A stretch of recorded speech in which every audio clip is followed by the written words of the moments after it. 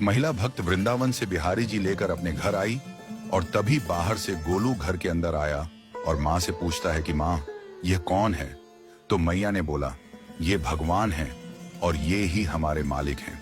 अब तो घर में जब भी कोई नई चीज बनती तो सबसे पहले बिहारी जी को भोग लगता।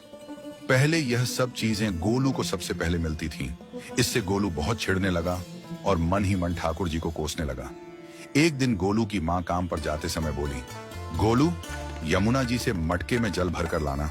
जब गोलू पानी भरने के लिए जाने लगा तो जाते जाते बिहारी जी को कहने लगा, खाने के लिए तो सबसे पहले तैयार रहते हो, लेकिन काम तो मुझे ही करना पड़ता है। अगर यहाँ रहना है तो काम करो। कहकर गोलू यमुना जी से जल भरने के लिए चल पड़ा।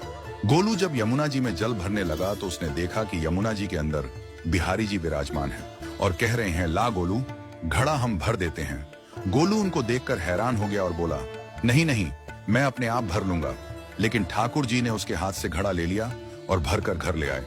गोलू घर आकर डर रहा था कि अगर माँ को पता लगा कि मैंने ठाकुर जी से काम करवाया है तो आज मेरी पक्की पिटाई होगी। माँ ने घर आकर बिहारी जी को गीले कपड़ों में देखा तो एकदम से हैरान हो गई और कहने लगी कि गोलू, ये जरूर तेरी शरारत है, जरूर तूने ही इन पर जल डाला है। गोलू ने अपनी माँ को समझाने का बहुत प्रयास किया, लेकिन माँ ने उसको डांट कर चुप करा दिया और ठाकुर जी के भीगे हुए वस्त्रों को बदलने लगी।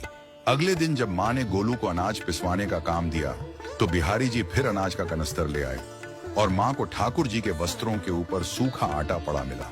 तो माँ ने फिर गोलू को डांटा कि तुझे पता नहीं कि ये हमारे भगवान हैं और तू भगवान के साथ शरारत करता है।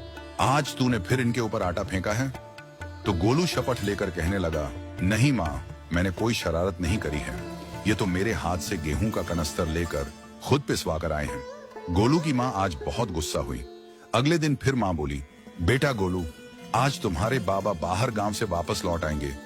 बस आज का ही काम है, तुम जंगल से थोड़ी लकड़ियां ले आना। गोलू फिर डर गया, कहीं ठाकुर जी फिर मेरे पीछे ना आ जाएं। गोलू ने माँ को बोला कि मैं चला तो जाऊंगा, लेकिन बिहारी जी को समझा लो, वो मेरे पीछे ना आई। उसकी माँ हंसकर बोली, हाँ हाँ समझा दूंगी, तुम जाओ तो सही। गोलू जल्दी जल्दी लकड़ियां लेने जंगल में चला गया और माँ काम पर चली गई। लेकिन उस दिन माँ काम से जल्दी वापस आ गई और देखा बिहारी जी अपनी चौकी पर विराजमान नहीं है। वह तो एकदम से घबरा गई कि कहीं गोलू की शरारत तो नहीं। वह भागी भागी जंगल की तरफ गई। तभी उसने देखा कि गोलू के साथ एक इंसान लकड़ियों को लेकर घर आ रहा है। गोलू की माँ यह देखकर हैरान हो गई कि यह तो बिहारी जी हैं।